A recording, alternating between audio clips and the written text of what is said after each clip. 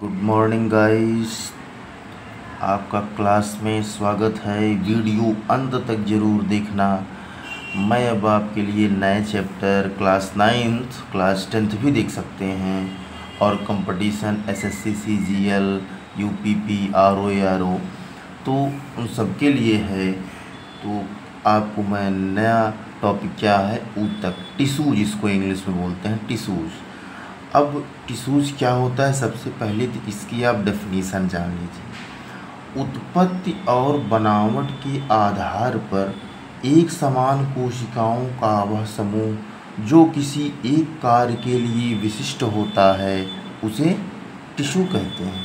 जैसे आँख आपकी देखने के लिए है, मुंह आपका खाने के लिए है, हाथ पकड़ने के लिए है, पैर कहने का मतलब एक कोशिकाओं का एक ऐसा समूह है जो एक विशिष्ट कार्य के लिए होता है कि नहीं।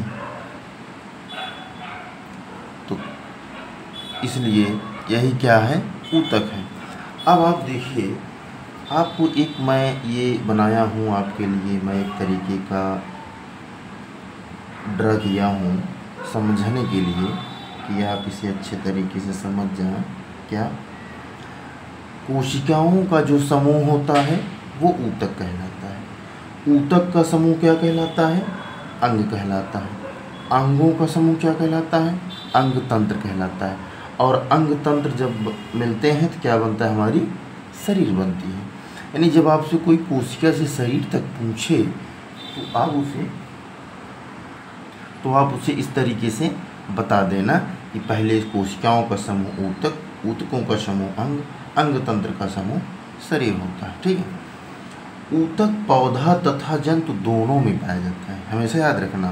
ऊतक पौधों तथा जंतु दोनों में पाया जाता है। यह नहीं कि सिर्फ जो है मतलब मनुष्यों में ही पाया जाता है, ऐसा नहीं है। यानी प्लांट में भी पाया जाता है और जंतु में भी पाया जाता है। अब आगे देखिए, जो ऊतक का अध्ययन होता है इसे हिंदी में बोलते हैं औतकी और इंग्लिश में बोलते हैं हिस्टोलॉजी। तो इंग्लिश ज़्यादा याद करिए इसको आप। ऊतक का अध्ययन क्या कहलाता है, हिस्टोलॉजी। ठीक है, ऊतक का अध्ययन क्या कहलाता है, हिस्टोलॉजी। ठीक है। अब आप ऊतक के विषय में अब आपको हम आगे बढ़ाते हैं। क्या, विभज्योतक ऊतक। विभज्योतक इसका शाब्दिक अर्थ क्या है, विभाजनशील ऊतक। विभज्योतक से ही पता चल रहा है कि किसी चीज़ का विभाजन, तो इसका शाब्दिक अर्थ क्या है, विभाजनशील ऊतक। ठीक है। यह 3 प्रकार का होता है। क्या होता है, यह 3 प्रकार का होता है।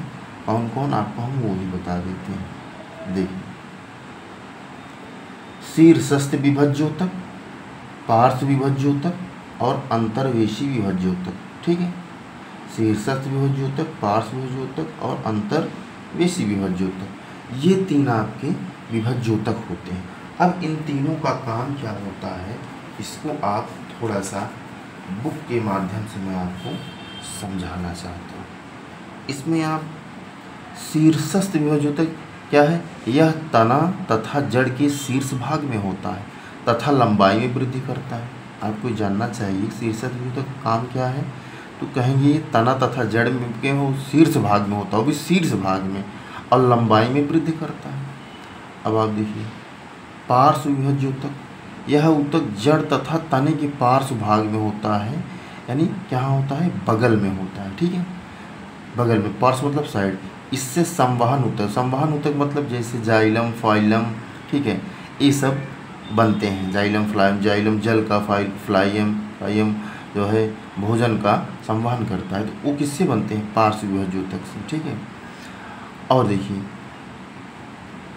इसमें कैम्बियम पार्श्व विभज्योतक ऊतक, जो ऊपर की छाल होती है वो पार्श्व विभज्योतक का उदाहरण होता है। अब देखिए, अंतर्वेशी विभज्योतक, यह ऊतक अस्थायी ऊतक के बीच बीच में पाया जाता है। पत्तियों के आधार टहनी के पर्व के दोनों ओर पाए जाते हैं, वृद्धि करके अस्थायी ऊतक में परिवर्तित हो जाते हैं। ठीक है। ये जहाँ आपकी टहनी होती है ये वहाँ पाया जाता है। जैसे 1 मिनट में आपको दिखा देता हूँ। देखिए, ये क्या है, शीर्षस्थ विभज्योतक है। अंतर्वेशी विभज्योतक ये क्या है पार। अब अंतर्वेशी देखिए ये टहनियों, ये देखिए यहाँ पाया जा रहा है, यहाँ टहनी है ना। तो दोस्तों इस तरीके से आप शीर्षस्थ विभज्योतक का चित्र भी देख लिए। अब आप लोग इसे पूरा अंत तक देखना, जो न समझ में आए उसको आप कमेंट बॉक्स में ज़रूर बताना। जो क्वेरी हो, जो एडवाइस हो, मैं उसे एक्सेप्ट करूँगा और पुनः उसको और बेहतर तरीके से समझाने का प्रयास करूँगा। नमस्कार, धन्यवाद।